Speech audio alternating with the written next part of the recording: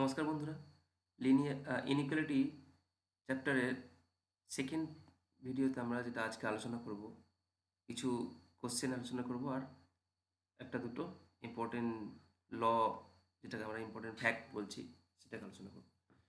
চলো প্রথমে আমরা একটা ফ্যাক্ট দেখে নিই আজকে, যেটা দিয়ে আমরা কিছু কোশ্চেন সলভ করব। যেমন এখানে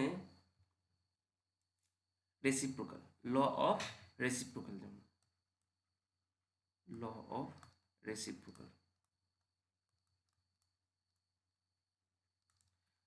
ল অফ রেসিপ্রোকাল মানে আমরা কী ভাবি?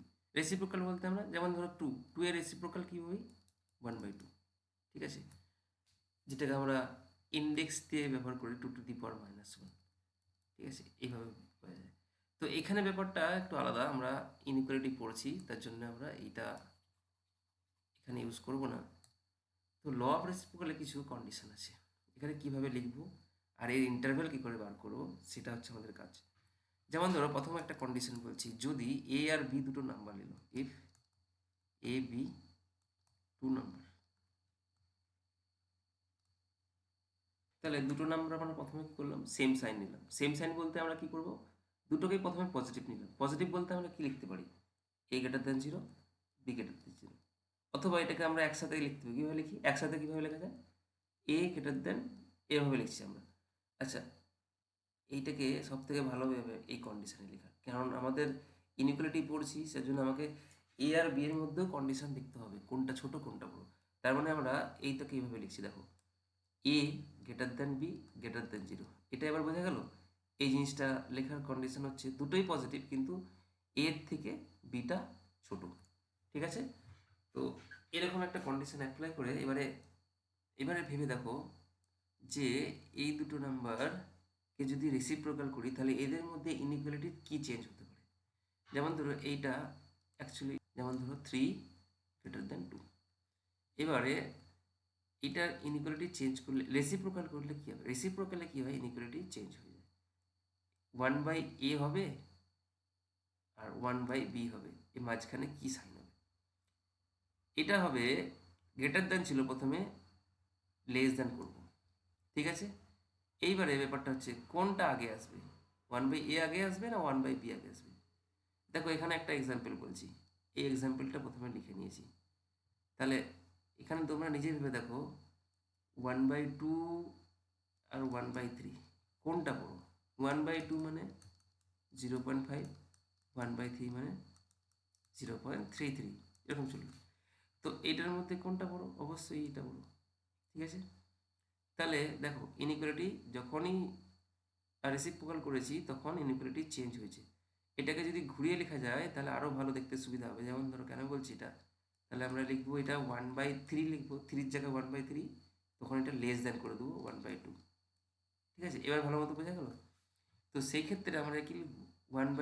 এখানে এ আছে, তাহলে এখানে 1/a লিখছি, গ্রেটার দ্যানটা লেস দ্যান, এটা 1/b, বোঝা গেল? এরকম একটা ব্যাপার হয়ে গেছে, ঠিক আছে? তাহলে আমাদের যখন ইনইকুয়ালিটি রেসিপ্রোকাল দেখবো তখন আমাদের ইনইকুয়ালিটিটা চেঞ্জ হয়ে যাবে। সেম সাইনের মধ্যে আরেকটা কী হতে পারে? যদি এরকম হতে পারে, A less than B less than zero হতে পারে না? দুটোই নেগেটিভ। এটা কি ছিল? দুটোই পজিটিভ। এটা কি হচ্ছে? দুটোই নেগেটিভ। এবার নেগেটিভে কি এ ছোট হয়ে যাবে, বি বড় হয়ে যাবে। তাহলে এই ক্ষেত্রে ইনইকুয়ালিটি কী হতে পারে? এই ক্ষেত্রে ইনইকুয়ালিটি এরকম হবে, এটাকে আমরা বাইরে আলাদা করে লিখছি, এ লেস দেন বি, তাহলে এটার ইনইকুয়ালিটি কী হবে? 1/a লিখবো, এটা গ্রেটার দেন হয়ে যাবে, এটা 1/b লিখবো, ঠিক আছে? বোঝা গেল? তো এটা একটা এক্সাম্পল, তুমি এটা ভাবতে পারো, এই এক্সাম্পলটাই নিয়ে নাও, -3 লেস দেন -2, তাহলে এটার যদি আমরা রেসিপ্রোকাল করি তাহলে কী হবে? -1/3 গ্রেটার দেন -1/2 হয়ে যাবে, ঠিক আছে? এটা হচ্ছে আমাদের ল অফ রেসিপ্রোকাল একটা পার্ট। আর একটা পার্ট আমরা যেতে বলতে পারি, যেমন ধরো এখানে দুটোই সেম সাইন ছিল, এবারে আমরা বলছি অপোজিট সাইন, মানে একটা পজিটিভ একটা নেগেটিভ। নেক্সট পেজে যাচ্ছি।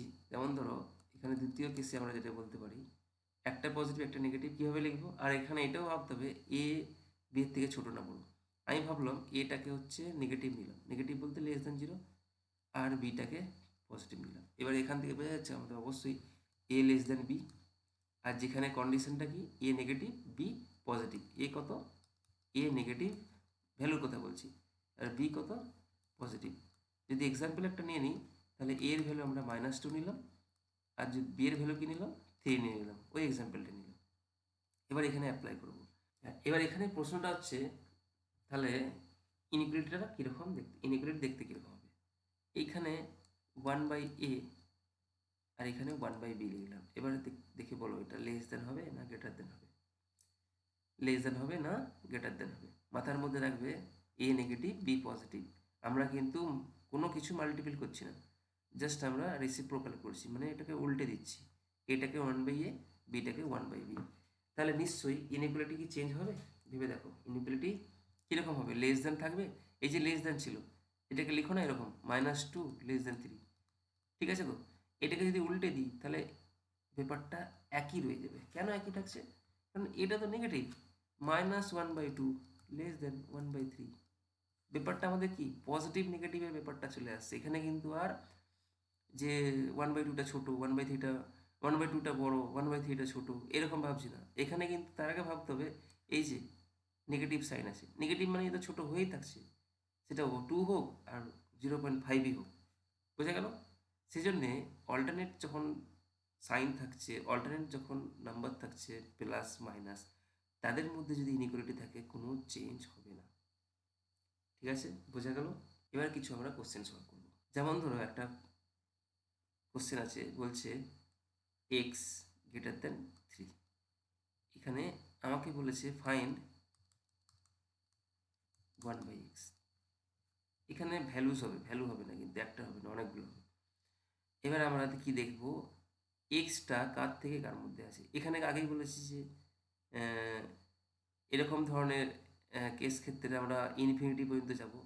প্রশ্নটা হচ্ছে এখানে পজিটিভ হবে না নেগেটিভ হবে। আচ্ছা, যদি এরকম কেস থাকে x greater than 3, greater than something number আছে, তাহলে আমাদের লাস্ট নাম্বারটা কোথায় গিয়ে ঠেকবে? প্লাস ইনফিনিটিতে গিয়ে। তাহলে এটা কি হবে? এটা এরকম হয়ে যাবে। ঠিক আছে, তাহলে এটা ঘুরিয়ে আমরা লিখছি, কীরকম লিখব?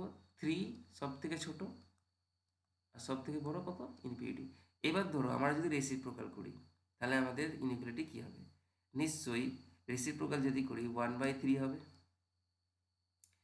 আগে আমি ইনইকুয়ালিটি লিখছি না, আগে নাম্বারগুলো 1/x হবে। এইবার বলো 1/∞ কত হবে? 1/∞ কত হয় আমরা জানি, টেন্স টু 0, যেহেতু আমরা লিমিট থেকে শিখেছি। ঠিক আছে, তাহলে এটা কি হয়ে যাবে? 1/∞, মানে এটাকে আমরা 0 লিখব। এবার বলো এর মধ্যে কোনটা ছোট কোনটা বড়? নিশ্চয়ই বোঝা যাচ্ছে 0টা ছোট, তাহলে এটা হবে। তার মধ্যে 1/3টা বড়। বোঝা গেল? সেটাকে যদি ঘুরিয়ে লিখি 0 1/x 1/3। ঠিক আছে, এটাকে যদি আমরা ইন্টারভ্যালের মধ্যে লিখি তাহলে এক্স বিলংস টু কী হবে? ওপেন 0 থেকে 1/3। বোঝা গেল? এই ব্যাপারটা ক্লিয়ার হয়েছে? তাহলে আমরা নেক্সট একটা কোশ্চেন আরও দেখি। যেমন ধরো একটা প্রশ্ন নেগেটিভ যাচ্ছি, এক্স লেস দেন -2। ঠিক আছে, এই কোশ্চেনটা দিয়ে আরও কিছু ক্লিয়ার হয়ে যাবে কনসেপ্ট। যেমন ধরো আমরা আগেই বলেছি যে এটা -ইনফিনিটিতে যাবে যদি লেস দেন কন্ডিশন থাকে। তাহলে আমরা কি করব? আগে -ইনফিনিটি লিখব। এবারে ওই যে যদি স্কোয়ারের মতো যদি ভেবে নিই তাহলে কিন্তু এখানে এটা হবে না, এটা আমরা স্কোয়ারে করতে যাচ্ছি না, আমাদের কি করতে হবে? 1/x এর ভ্যালু বার করতে হবে। ঠিক আছে, তাহলে এখানে আমরা প্রথমে কি করব? রেসিপ্রোকাল করে দেবো, মানে -1/∞ করে দিচ্ছি। সবাইকে আগে উল্টে লিখে নিচ্ছি, সবাইকে আগে উল্টে লিখে নিচ্ছি। তারপরে আমরা ইনইকুয়ালিটি চেক করব, মানে কোনটা বড় হবে কোনটা ছোট হবে সেই ধরনের ব্যাপারটা। এবার দেখো ইনফিনিটি মানেই আমাদের কি 0 আসছে, তাহলে এটা নেগেটিভ, -0 মানে 0, ওখানে মাইনাস ইউজ করতে হবে না। তাহলে এটা 0, এটা 1/x, আর -1/2 এটা লিখে দিচ্ছি। এবার বলো তোমরা নিজেরাই বিচার করো যে এর মধ্যে ছোট কোনটা বড় কোনটা। তাহলে নিশ্চয়ই -½ হচ্ছে ছোট, তারপরে 0টা হচ্ছে বড়। দেখো, ঠিক আছে, তাহলে আমাদের ইন্টারভ্যালটা যদি লিখি তাহলে কীভাবে লিখবো? এক্স বিলংস টু সব থেকে ছোটো ভ্যালুটা প্রথমে -½ তারপরে বড় ভ্যালুটা, তাহলে -½ থেকে 0-র মধ্যে থাকছে আমাদের ইন্টারভ্যাল। বোঝা গেল? তাহলে আমাদের রেসিপ্রোকালি ইন্টারভ্যাল কী করে বার করব? স্কোয়ার যখন কীভাবে বার করব? এক্সের ভ্যালু স্কোয়ার করলে কি হবে? তো এই ধরনের কনসেপ্টগুলো ছোট ছোট কনসেপ্ট, এইগুলোই কিন্তু আমাদের বড় অঙ্ক সলিউশন করার জন্য সাহায্য করবে। সেই জন্য আমাদের ছোট কনসেপ্টকে কখনোই স্কিপ করা যাবে না। আমরা পরের ভিডিওতে কিছু কোশ্চেন সলভ করব। আজকের ভিডিও এই পর্যন্ত।